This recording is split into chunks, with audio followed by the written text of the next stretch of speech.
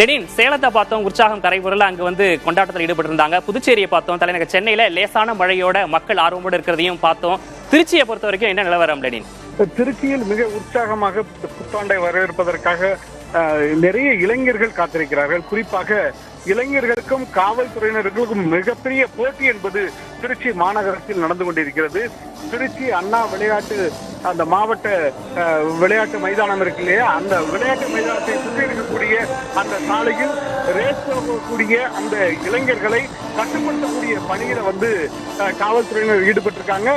அதை தாண்டியும் நாம எப்படியாவது இந்த உற்சாகத்தை வெளிப்படுத்த வேண்டும் என்ற நோக்கத்தோடு வேகமாக இருசக்கர வாகனங்களில் பயணிக்கக்கூடிய அந்த இளைஞர்களையும் நம்மால் பார்க்க முடிகிறது. அதுபோல திருச்சி காவிரி ஆற்றினுடைய அந்த மேல சிந்தாமணிக்கும் பாம்பளச்சாலைக்கும் இடைப்பட்ட பகுதியில் இருக்கக்கூடிய அந்த மேம்பாலத்தில் வேகமாக செல்ல வேண்டும் என்ற நோக்கத்தோடு இருசக்கர வாகனத்தில் பயணிக்கக்கூடிய அந்த இளைஞர்களையும் அவர்களை கட்டுப்படுத்தி மெதுவாக செல்ல வேண்டும் என்று அச்சுறுத்தக்கூடிய காவல்துறையினரையும் நம்மால் பார்க்க முடிகிறது. திருச்சி மாநகரம் முழுவதும் இருக்கக்கூடிய நட்சத்திர ஹோட்டல்களில் அந்த புத்தாண்டை வரவேற்பதற்காக சிறப்பு ஏற்பாடுகள் செய்யப்பட்டிருக்கிறது. அங்கு மிக உற்சாகமாக திரைப்பட பாடல்களை அந்த இசை ஒலிக்கு ஏற்ப நடனம் ஆடிக்கொண்டு அந்த புத்தாண்டை வரவேற்கக்கூடிய அந்த காட்சிகளையும் நம்மால் காண முடிகிறது. அதே போல திருச்சி பன்னாட்டு விமான நிலையம் அருகே இருக்கக்கூடிய மொராய் சிட்டி, அது ஒரு திட்டமிடப்பட்ட ஒரு வடிவமைக்கப்பட்ட குடியிருப்பு வளாகம்.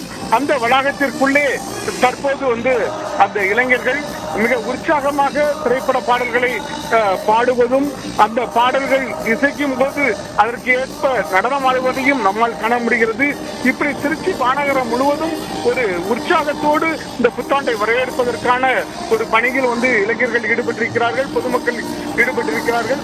இந்த திருச்சி மாநகரத்தை பொறுத்தவரை முழுக்க முழுக்க ஒரு நகரமயமாக்கப்பட்ட ஒரு பகுதி அல்ல, ஒரு பாதி நகரமும் பாதி கிராம பகுதியும் இணைந்த ஒரு பகுதி.